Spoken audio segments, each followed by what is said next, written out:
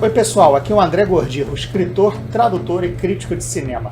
Hoje a gente vai falar de adaptações literárias versus adaptações cinematográficas, movido pelo lançamento, pela trama, do livro Aqueles que Me Desejam a Morte, do Michael Kurita, que também está chegando aos cinemas em um filme estrelado pela Angelina Jolie e dirigido por Taylor Sheridan, de Terra Selvagem. Vamos a uma sinopse rápida primeiro. Menino de 14 anos é perseguido por dois assassinos implacáveis por ter sido testemunha de um crime cometido por eles.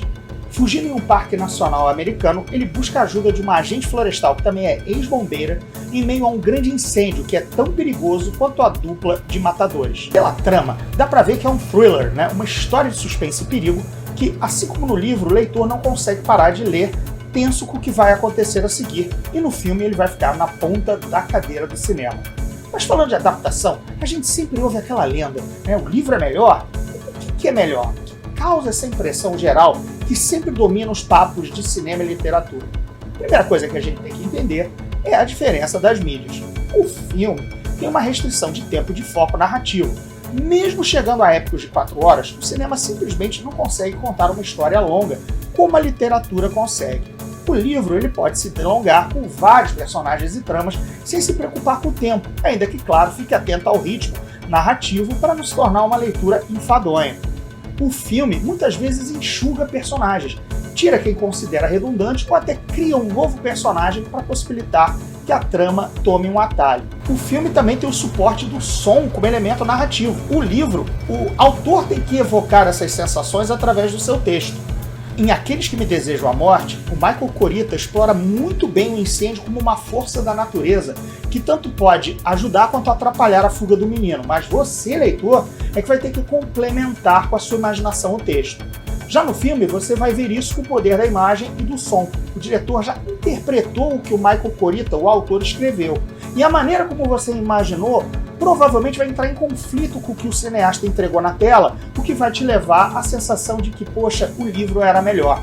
O livro pode até ser melhor para você, leitor, porque você fez parte dele com a sua imaginação. Em um thriller moderno, como Aqueles que Me Desejam a Morte, o autor Michael Kurita, por exemplo, evita muitas descrições físicas dos personagens, tanto para convidar o leitor a participar desse processo, como também não entrar em conflito com a escolha dos atores que vão fazer a versão de cinema. No caso do Aqueles que Me Desejam a Morte, o Michael Kurita não descreve exatamente a agente florestal vivida pela Angelina Jolie no cinema.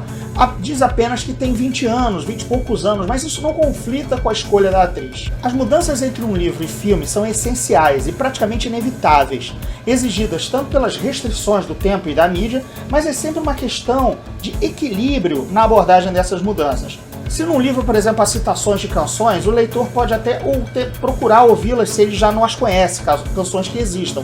Mas se tem uma canção que foi criada para a trama, se ela vai para o cinema, ela vai ter que ser criada também por um músico. Essa relação de diferenças e proximidades entre livro e filme não precisa ser antagônica, mas sim complementar, como o acadêmico de cinema Robert Stam sugere que haja um processo dialógico, ou seja, de diálogo entre as duas obras.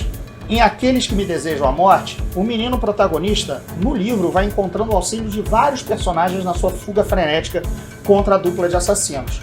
A trama é bem complexa e apresenta muitas pessoas com histórias que vão servir à trama de uma certa forma.